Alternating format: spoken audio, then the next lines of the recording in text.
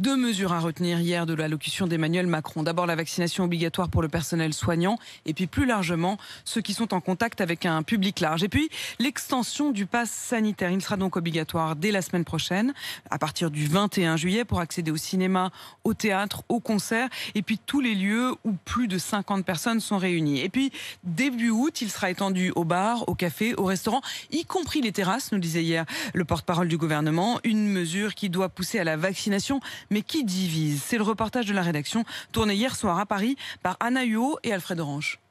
Cette extension du pass sanitaire, ça fait bondir Pauline, verte de rage sur sa chaise en terrasse. Je trouve ça hallucinant et pourtant j'ai fait ma première dose ce matin parce que là c'est monter les Français les uns contre les autres et c'est une honte sans nom. Ça veut dire qu'on confine les gens et qu'on condamne les gens qui ne sont pas vaccinés à rester chez eux. Et ça c'est juste une honte. 3 tables plus loin, Laetitia revient de voyage et elle est formelle. Essayer le pass sanitaire, c'est l'adopter.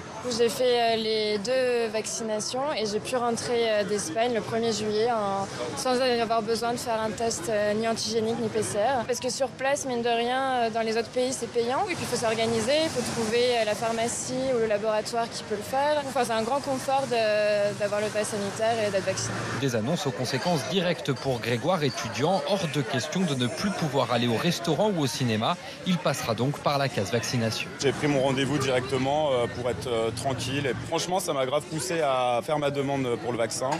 Sans cette annonce, je pense que je l'aurais faite à la rentrée en septembre, quoi. Ce qui ne manque pas de faire réagir ses amis Soufiane et Nassim, 2 frères aux avis diamétralement opposés. Je suis plutôt dans l'optique de me vacciner par choix.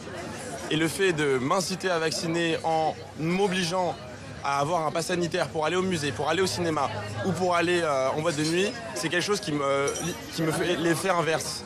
Mais je pense exactement le contraire de lui. Oui, c'est clairement un débat en fait.